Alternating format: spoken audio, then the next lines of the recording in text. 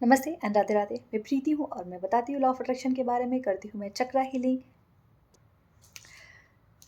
Visualisation में इतनी ताकत होती है, आपके फेथ में इतनी ताकत होती है, आपके इमोशन में, जो आप इमोशन को फील करते हैं उसमें इतनी ताकत होती है कि जो चीज़ें आपके लिए इम्पॉसिबल लगती हैं ना, जो चीज़ें औरों के लिए इम्पॉसिबल लगती है कि नहीं ये तो हो ही नहीं सकता, आपके फेथ और उस फेथ के साथ जुड़ा हुआ आपका राइट इमोशन उन चीज़ों को इस तरीके से पॉसिबिलिटी में बदलता है कि आपको भी लगता है ये मिराकल कैसे हो गया, ये चीज़ें कैसे हो गई जो पॉसिबल ही नहीं थी। सो ये मेरी स्टोरी है actually. It's called my manifestation. So हुआ ये था कि अभी हमें कुछ दिन बाद मीन्स फ़ैब में हमें त्र्यंबकेश्वर जाना था, नासिक में जो भगवान शिव का मंदिर है। सो हमारा सब कुछ प्लान डिसाइड था। मेरे हस्बैंड के कुछ फ्रेंड्स आ रहे थे और मैं, तो हम सब साथ में जा रहे थे। हुआ ये कि ऑब्वियसली गाड़ी 5 सीटर है तो उसमें सिर्फ उतने ही लोग आ सकते हैं, बट एक जन एक्स्ट्रा बढ़ गए। सो ऑब्वियसली अब वो सारे दोस्त जा रहे हैं और एक जन एक्स्ट्रा हो गए तो ऑब्वियसली मुझे वहाँ से हटना पड़ेगा, सिंपल है। तो कल मेरे हस्बैंड ने मुझे बोला दोपहर में कॉल करके कि प्रीति यार एक जन एक्स्ट्रा और मैंने बोला ठीक है फिर आप सारे दोस्त जाओ और मैं घर पे रुकती हूँ, इट्स ओके कोई बात नहीं, मैं नेक्स्ट मंथ जाऊँगी। लेकिन बुरा तो मुझे भी लग रहा था क्योंकि एक तो मैं एक्साइटेड थी, दूसरी बात मैं ऑलरेडी त्र्यंबकेश्वर जाके आई हूँ, तो इट्स बिन 6 to 7 years।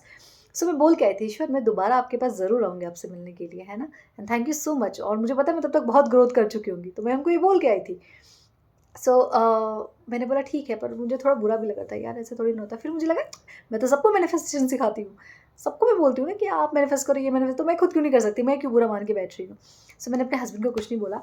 मैंने बोला मुझे थोड़ा बुरा लग रहा है कि मैं नहीं जा रही हूँ, बट ठीक है, फिर वो मेरे दिमाग से निकल गया। तो अभी हुआ क्यों कि बस ये एक दिन का कमाल है, सिर्फ एक रात का ये मैनिफेस्टेशन का कमाल है कि मैंने 24 आवर्स में कैसे मैनिफेस्ट किया। नॉट 24 आवर्स, अभी जब रात होगी तो 24 आवर्स होगा, ठीक है, तो सिर्फ 12 घंटे मान के चल सकते हैं।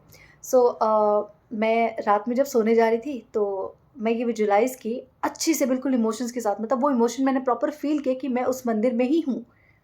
मैंने ये फ़ील किया कि मैं उस मंदिर में ही हूँ और मैंने अपने प्रॉपर वो कुर्ती भी विजुलाइज़ करी जो मुझे पहननी थी। मतलब मैंने डिसाइड नहीं किया, बट मैं उस अटायर में, उस कपड़े में मैं खुद को उस मंदिर के अंदर विजुलाइज़ कर रही थी कि बाबा मेरे सामने हैं और मैं उनके दर्शन कर रही हूँ। और वो मैंने कुछ तो रात में विजुलाइज़ कर दिया और शायद मैं विजुलाइज़ करते-करते सो गई थी, क्योंकि उसके बाद मैंने कुछ नहीं किया था ना, मैंने मेडिटेट कुछ नहीं किया था, क्योंकि मेडिटेशन तो मैं पहले ही कर चुकी थी। तो सोने का टाइम होता है तो मैं अपने हस्बैंड से बात करते-करते या मन में कुछ एक अफ़र्मेशन लेते-लेते मैं सो जाती हूँ।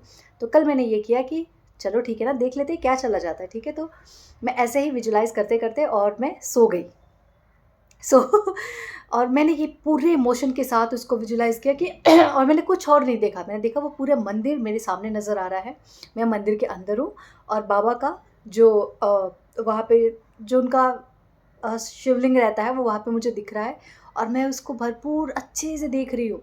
मैं भी देख रही हूँ कि वहाँ बिल्कुल शांति है, कोई ज़्यादा भीड़-भाड़ नहीं है, सिर्फ़ मैं नज़र आ रही हूँ उधर, मैं खुद को विजुलाइज़ कर रही थी तो। सो ये चीज़ मैंने विजुलाइज़ करते और मैं सो गई। अभी कुछ दोपहर के 1:30 बजे के आसपास मेरे हस्बैंड का कॉल आया कि यार जो एक जन एक्स्ट्रा हुए थे ना, उनकी वाइफ़ भी आना चाहती हैं, तो वो भी आ रही हैं, ठीक है? तो जो कि उनकी वाइफ़ प्रेग्नेंट है और बट ऑलरेडी हमें लगा कि ठीक है, मीन्स मुझे लगा कि अभी उनको आना सही नहीं होगा, बट वो जिस मंथ में है व्हिच इज़ टोटली सेफ, तो उन्होंने बोला कि नहीं वो भी हमारे साथ आएँगे। और मैं ये कहती हूँ कि जब आप अपने लिए चीज़ें सोचते हो ना, जब आप उस चीज़ों को महसूस कर लेते हो कि वो ऑलरेडी आपके साथ घटित हो चुकी हैं, ईश्वर आपके लिए किस-किस को आपके साथ भेज देगा, आपके लिए कितनों को आपका काम करवाने के लिए भेज देगा ना, यू नेवर नो। सो कभी अपनी चीज़ पे, अपने मैनिफेस्टेशन पे, अपनी डिज़ायर पे डाउट मत करो कि ये मुझे मिलेगा या नहीं मिलेगा। बस जितना हो सके ना अपनी फीलिंग को, अपनी इमोशन को उसके अंदर इन्वॉल्व कर दो। Feeling is the secret. जिसने महसूस करने की शक्ति को समझ लिया ना, उसने इस लाइफ़ के गेम को जीत लिया। ठीक है? सो मैंने वो फीलिंग को इतना ज़्यादा अपने अंदर वो 5-10 मिनट जब तक मैं सोई रही, क्योंकि मैं सबकॉन्शियस माइंड में फिर वही चलता रहा राइट, रात भर, क्योंकि मैंने उसको इतना ज़्यादा अपनी एनर्जी दी थी। और देखो आज दोपहर रात की बात होगी शायद 10 साढ़े 10 बजे की, और आज दोपहर में 1:30 बजे मेरे हस्बैंड का बस कॉल आया कि तुम साथ में चलो, क्योंकि वो आ रही है तो फिर ऑब्वियसली तुम दोनों का अपना ग्रुप हो जाएगा तो तुम दोनों कंफर्टेबल फ़ील करोगे। मैंने बोला ओके।